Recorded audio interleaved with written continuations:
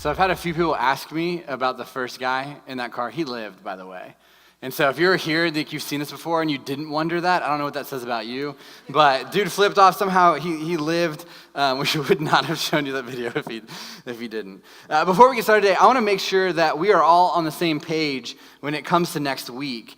Next Sunday, March 31st, we're officially changing our service times to 9:30 and 11 a.m. And the reason why we are doing this is because we actually have a major imbalance between our first and second services. And so our hope is to make the 9:30 service a little bit more attractive, and so that maybe some of you go to the 9:30 service to open up seats here at what will be the 11 a.m. And the reason why this matters is because there are 250,000 people in our county, and only 18% of them would claim to follow Jesus. And so while it's great that this church is growing, while we love adding extra seats every week, like it's really exciting to see that happen, we recognize that we're barely scratching the surface. And so we want to balance out our services in order to fill up the 9:30 to create more space at the 11 a.m. And so we've been saying this the past few weeks. If you are someone that can go to either service, the 9:30, 11, you love to wake up early, you just happen to come to the second service, we're asking you to please consider going to the 9:30. Both services are exactly the same, except the 9:30 service has more parking spots up front. So if you're also like, I don't like walking very far, the 9:30 will be great for you. But please consider opening up a seat for someone else to come and experience the grace and truth of Jesus. On your seats when you came in, there are a few cards. The reason why we do that is for two reasons. One, so that you can remember that next week is the time when the services change. And so if you show up at 10:30 next week, you'll be at the tail end of one. You'll just have to hang out with us for 30 minutes, and we're not fun, so don't do that. The second reason, though, is it's not just about moving service times or trying to get people earlier. It's also about inviting the people in our life to come and experience what God has to offer. And so you have multiple cards in that stack, and so the challenge is don't just remind yourself that the times change, but also let's do what we can to fill up these seats as well. To start today, I want to ask you all a question. And so I want you to turn to the person sitting next to you or someone that's sitting around you and tell them the answer to this question. If you could attend the Olympics, winter or summer, and you could only attend one event, which one would it be? And I'll give you about 30 seconds.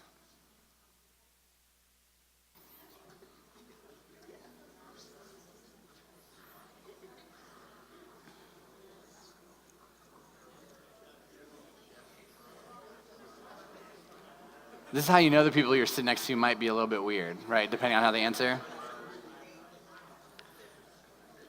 All right, so for me, to be honest, if I could see one event, it would be curling. I don't know. Yes, thank you. There's like this weird cult following. None of us know how to play curling. You sweep ice, but it's awesome. I don't know why I love curling. When I was in college, the Winter Olympics were on, and I would like sit in the cafeteria for hours and just watch curling. And I got like weirdly invested in the sport. I also like to clean, so maybe that's a piece of it. I don't really know. But I think curling is mesmerizing. But there's actually another event that I'm really intrigued by, which is the 4x100 relay. Now listen, I'm not a runner. I hate running. I will run if I'm being chased or if I have to survive. But running for the sake of running, I just don't get it. That's why I'm here preaching today and not running at the Frederick Rescue Mission 10 miler that's happening right now. They're like, are you running that? I was like, no, like that is not 10 miles, no way, not gonna do that. Running doesn't make sense to me. I don't even think I'm built for running, really. But the 4x100 meter relay is fascinating, and I'll tell you why. It involves 4 100-meter laps run by individual sprinters. And so it's a team event where one runner finishes their 100 meters and they hand off a baton to the next person so they can run their lap. And because it's so quick and because it's so fast, the handoffs have to be done perfectly in order to win. Now, you may know this, but the 4x100 has been dominated by the USA really since the beginning of the Olympics, but specifically since the 80s. In fact, both men's and women's teams have medaled in every single Olympics since 1984, with the exception of 4 times. 1 for the women and 3 for the men. And all 4 times, it was for the exact same reason. They dropped the baton. The only thing that has stopped our country from at least getting a bronze medal and probably gold is ourselves. And so our runners would run at a gold level, but they couldn't hand off the baton. They trained their whole life. They were certainly fast enough. But because they couldn't hand the baton to the runner in front of them, everything they worked for didn't matter. They're immediately disqualified. Now, can you imagine anything more depressing than knowing you are fast enough to win the race, specifically at the Olympics, but not being able to pass it on? Today, we're closing out our 4-week wisdom series called Guardrails by talking about the future. Today is all about this idea of passing it on, and here's why. The biggest impact you can make is the impact that can outlive you. I'm going to say that again. The biggest impact you can make is the impact that can outlive you. Surveys have recently shown that the number one desire of people today is that they want their lives to matter. And you know this. You feel this. Some of you actually believe this, and you want your life to matter. You want to make an impact. A generation ago, people only cared about making money and enjoying themselves, but people have seen the emptiness of that. People have realized that that is a shallow way of living, and it doesn't truly bring joy. So now, what people want to do is they want to do something important with their lives. But here's the thing, it is great if we build something with our lives, but if it doesn't outlast us, did it really matter? If it doesn't outlast us, did we really make the difference that we wanted to? See, the biggest difference you can make is an impact that outlives you, an impact that goes beyond you. And so today I want to talk about impacting the next generation. And there's a bunch of tension with this, and the biggest one is that we want to see an impact right now. Like, we live in a culture where we want instant gratification. We want the impact to be seen immediately. And there's a tension with teaching. You're teaching kids how to spell and how to do math and how to handle conflict, but you won't get to see them in a professional career 20 years down the road. That's the tension in coaching t-ball, because you're trying to teach kids to run to first base and not third base, and they're eating dandelions and playing in the dirt, and one kid's just crying, sitting in the middle of the field, but you don't get to see them enjoying high school baseball. That's the tension of parenting. It feels so draining day in and day out. And that's why I love what Sandra Stanley says when she says, the days are long, but the years are short. The end is going to be here before we know it, but when you're in it, it's a daily grind. And we feel that. And so today, if you want to make an impact, then you need to invest in the future. And here's the thing. I've spent way too much time with people who are older and way too much time at funerals and hospitals with people who are nearing the end of their life to ignore the blatant reality that when you die, the only thing that matters is how you impacted those who remain. And so I want to be up front, and we're in church, so I don't think this is going to come as a big surprise, but I need to state it. We believe the biggest impact you can make revolves around Jesus. We believe that Jesus is God. We believe that he died on a cross to pay for our sin and connect us back to God. And the deal on the table is that if you accept Jesus as your leader, he will pay for your sin. He will wipe your slate clean, and that's called grace. And grace means that Jesus will give you true life. No matter how many times you've been divorced, no matter how many times you screamed at your kids this week, no matter how many times you pursued that destructive relationship, no matter how many times you let them down, no matter how many times you crashed your life, Jesus will give you a fresh start. And it doesn't matter if he's giving you a fresh start for the first time or the 10th time or the 100th time. That is the offer on the table, and it's called grace. Yes, it is too good to be true. Yes, it is hard to grasp, but yes, it is that good. And so if you haven't accepted that, that's really where all of this begins. That's the first step. If you've never put your faith in Jesus, then that's where this impacting the next generation really matters. If you want to make the biggest impact possible in your lifetime, it starts with you accepting the gift of grace and putting your faith in Jesus. That's step one. And if you've never done that, that's where you need to sit. You need to sit on that spot, and you need to think about that spot, and you need to really wrestle with that idea. And that's why we talk about this every single week. We want nothing more than for you to take that step. And so if that's where you want to begin, you need to check off on the baptism box in your connection card, or come find me after service. Let's have a conversation. But you cannot impact the next generation in a true way that will actually outlive you if your faith isn't in Jesus. And the reason why we exist as a church, the reason why we individually follow Jesus is simple. We believe that Jesus is the only one that can offer true life. And so there's a lot of good that you can do for the next generation, right? We know this. You can teach kids how to read and write and how to do math. We can teach them how to play sports and think critically and problem solve. But at the end of the day, the only thing that truly matters is pointing them to Jesus. Because Jesus gives them something that they cannot get anywhere else. And so we have to recognize that the next generation needs us. Now, just to be clear, when I say next generation, I'm talking about college and younger. It's actually Generation Z is what it's called today. And one article said this about Generation Z. Gen Z has been discipled by their smartphones, taught sex ed by Google, and conditioned to assume that because they believe something, that makes it true.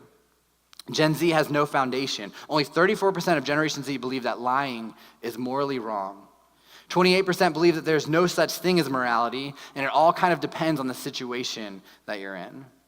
And 58% of Generation Z, which is described as the least Christian generation, believe that many religions can lead to eternal life just as much as Jesus can. In fact, I'm reminded of this often because on my way to dropping Elise off at school every day, I actually pass a church that is part of a mainline denomination that decades ago was impacting millions in our country. But over time, they got away from Scripture, and the reality is that means they got away from Jesus, and today that denomination's dying out. And when I drive by this particular church on Sundays, if they have 10 cars in the parking lot, that's a good Sunday. And the church is dying. And listen, that's actually the reality of our nation. The church in general is dying. But it reminds me of what John Wesley said when he said this: if religion is not extended to the children, what will be the outcome? He's saying if we do not pass on to the next generation, what will happen? And the sad reality is we know it's death. Death of ourselves, death of faith. To make it even more personal, as we move the service times back, this might seem small to you, but it isn't. This is a big deal because we are trying our best to create space for new people. We're trying to create space for growth. And this matters because we don't want to be in West Frederick Middle School forever. We love this school, but our dream isn't to stay portable. Our dream isn't to stay here. And if we outgrow this space, we'll look for a new one. And my dream is that Collective will continue to grow and realistically continue to make an impact in this city. And my hope is that Collective will exist well beyond me and past the time when I step down as lead pastor one day. And I can't help but wonder, when that time comes, what will people say about this church? Will they say, oh man, that church used to reach young people? Or will they say, you got to check out that church because it's so alive? And so I believe that what we do with today's scripture will really influence what people say about the impact our church is having on the youngest generation 30 years from now. And for those of you who are in your 20s and thinking that this is just for parents and that you should have skipped today, this is not just for parents. This is why we're not talking about making an impact on millennials. Because based on the breakdown, millennials are people between the ages of 24 and 37 years of age. I'm a millennial. We're adults. We get to vote. We are starting careers. We're starting families. We can have an impact on the next generation. In fact, if you are in your 20s, you probably have the most time and energy to be able to impact people in the next generation if you want to. And so I want to go through a story today from a book of the Bible called Judges. And to set it up, here's some of the context. 3,500 years ago, the Hebrew people were slaves under Pharaoh in Egypt. And so God told Moses to lead my people out of Egypt, and that's what he did. And so he led them out of Egypt, and he led them into the wilderness toward the promised land. The wilderness is kind of like the desert. And when Moses died, he actually passed on his leadership baton. He passed on the baton to Joshua. And Joshua then led the Israelites into the promised land that was occupied by enemies, and they began to drive them out. And that's where we're actually going to pick up the story today in the book of Judges. And this section is actually going to give us an overview of the entire book of Judges and Judges 2. And this is what it says. And the Israelites served the Lord throughout the lifetime of Joshua. Joshua, son of Nun, the servant of the Lord, died at age 110. And so the first few verses we realize, okay, so Moses got it. He was in charge. He led them out. Then he handed it on to Joshua. And then Joshua eventually dies in Judges 2. And then we see what happens after him. After that generation died, another generation grew up who did not acknowledge the Lord or remember the mighty things he had done for Israel. So post Joshua, you see this faith in these people turning away from God. You see them losing their faith. They're losing the God who brought them out of slavery. They're already forgetting that happened. They're turning away from him. The Israelites did evil in the Lord's sight and served the images of Baal. They abandoned the Lord, the God of their ancestors who had brought them out of Egypt. They went after other gods, worshiping the gods of people around them, and they angered the Lord. They abandoned the Lord to serve Baal and the images of Ashtoreth. Now let's pause there for a second. So Baal and Ashtoreth were pagan gods. Baal was male and Ashtoreth was female. And here's what you have to understand. This worshiping other gods isn't like going to another church, right? It wasn't like they went to the church that was down the road a little bit or a little bit closer to the house, whatever it may be.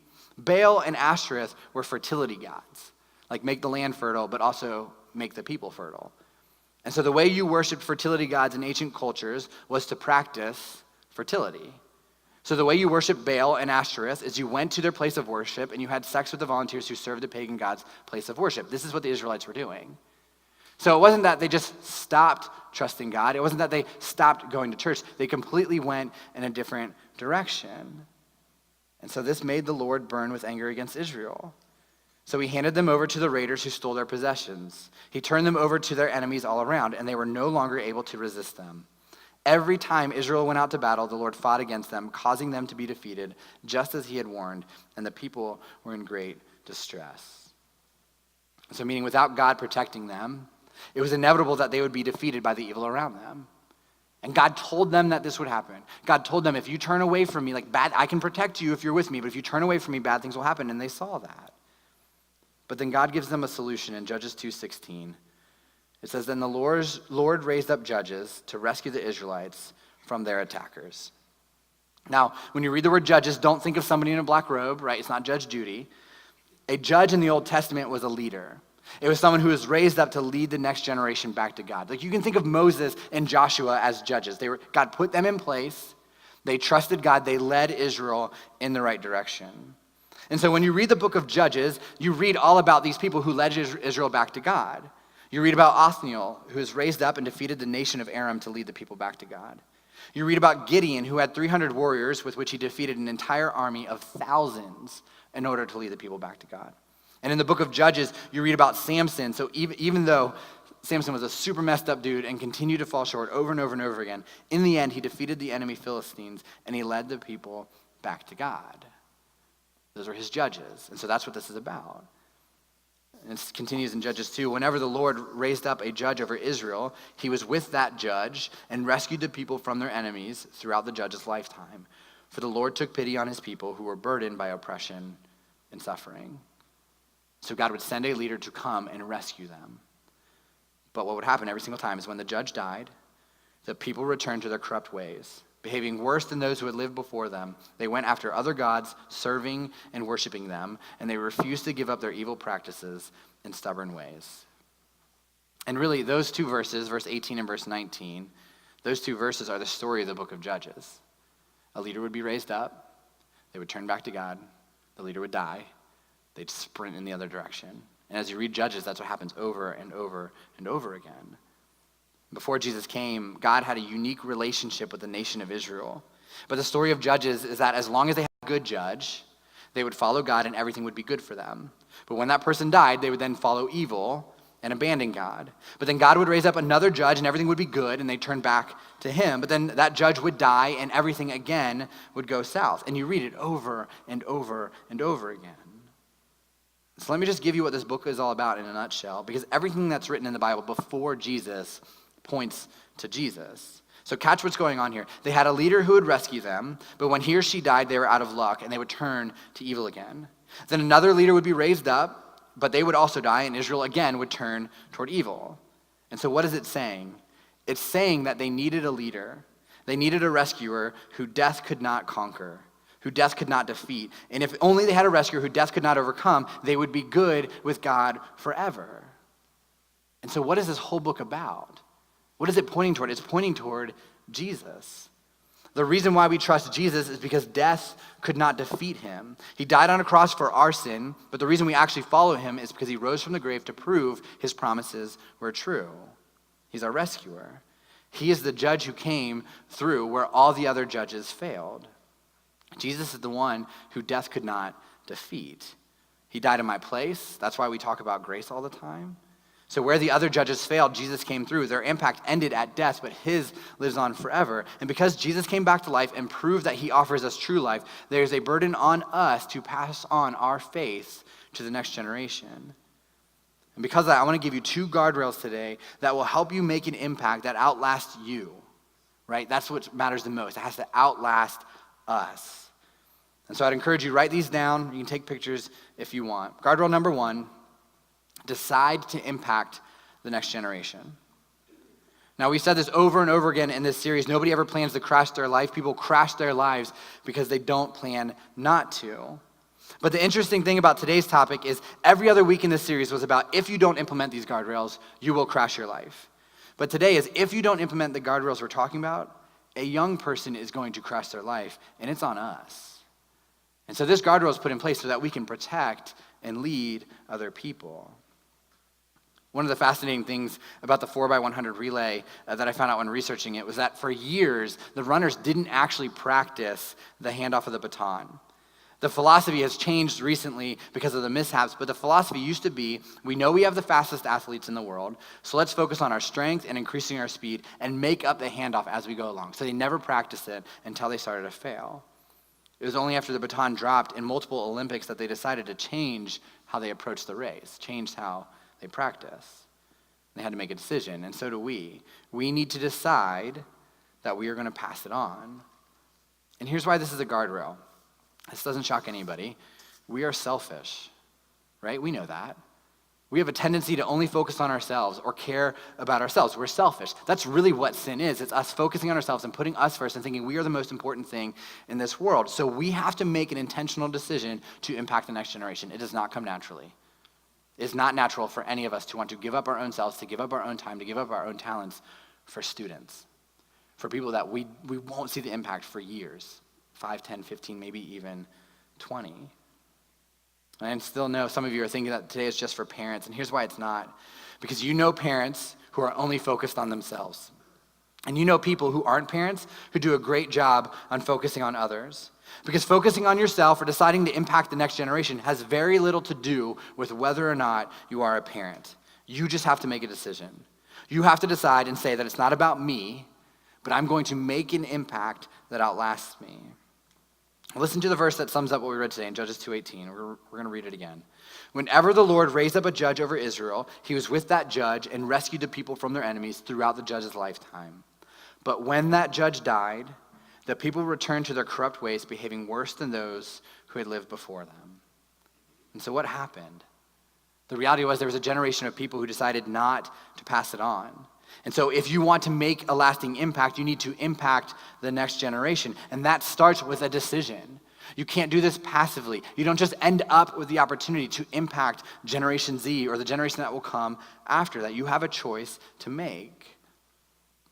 We have some friends that go to Collective, and we hang out with them, and every time we're at their house, neighborhood kids are always running in and out. Like in and out the front door, in and out the side door, it's just constant. They even keep a garage fridge stocked with ice cream for their own kids and their kids in the community. And the first time we hung out with them is a little bit overwhelming because it's like, do you know that child? Like, who is this kid? Like, they don't look like your kids. What are they doing? And the reason why they do this is because they know they've got about 15 or 20 kids who live in their court, and they know that those kids could hang out anywhere in their neighborhood if they wanted to. But they want to make their house the best place for them to be. And it is. Every time we're there, we see it. Every time we're there are kids coming in and out of the house because that is where they want to be. And the cool thing is some of their own kids have even invited those kids to church, and they were here. We had a bunch of them at first service. But what that family is deciding to do is they're deciding to make an impact. They're deciding that their house is the best place for those kids to be so that they can see grace, and they can see love, and they can see forgiveness through just opening up their doors. One way as a church that we want to make an impact is by creating space for middle schoolers and high schoolers to be an active part of this community.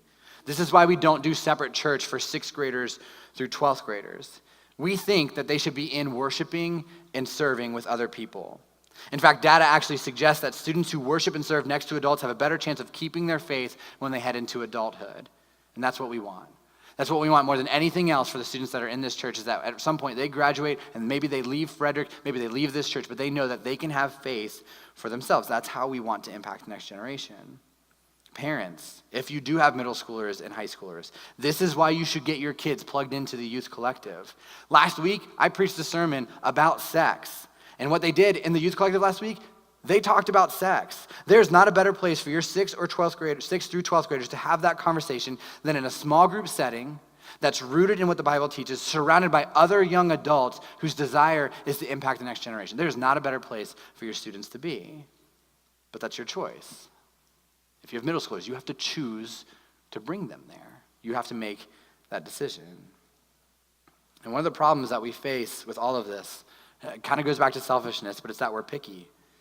We say, God, I want you to use me in this way, right? We add that caveat. God, use me, but only like this. I want you to use me in front of people. I want you to use me in this time frame. I want you to use me, but only in this particular context. But when you read Scripture, that's not what God does. He takes people who are willing. That's the most important thing. He takes people who are willing, and most of the time, he uses them in ways they didn't expect. He uses them in their weakness. He uses them in their pain. He uses them in their brokenness. But the main thing is they're willing. And so the question is, will you choose to be a person of influence? Guardrail number 2, make it explicit. And I'll explain this as I go. We're going to jump back to verse 10. After that generation died, another generation grew up who did not acknowledge the Lord or remember the mighty things he had done for Israel. If you don't acknowledge or remember, you will go off a cliff. Right? That's exactly what that says. If we don't take the time to remember, if we don't take the time to reflect, if we don't take the time to pass it on, you will go off a cliff. A generation of people will end up in a ditch. And so the question is, why wouldn't we remember? And it all comes down to the generation ahead. It's because the generation before didn't tell you what to remember, didn't show you what to remember. See, here's a byproduct of what we're talking about today. When you decide to make an impact and make it explicit, it keeps you out of trouble. And here's what I mean. Part of the reason why you don't do the things that God says will wreck your life is because you know they will wreck your life. So part of the reason why you don't get trashed or sleep around or go into debt frivolously is because you know those things will wreck you. You know they destroy you. Maybe you've experienced that before, or maybe you've seen it in someone else's life. Maybe you just feel it, but you know that they will wreck you. But part of the reason you don't do those things is because you are deciding to make an impact on other people. And that becomes part of your motivation. Because if I can pause, even if it's just for a moment, and realize that what I decide will impact others because they're watching me, because they're listening, because they're going to ask me questions, or even scarier, they're going to imitate how I live, that will force you to pause and really reflect on what you're doing and hopefully turn you to making the right decision.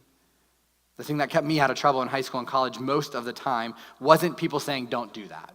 In fact, I tend to have an adverse reaction to that. I have trouble with authority. People say, don't do that. I'm like, okay, now I have to do that thing.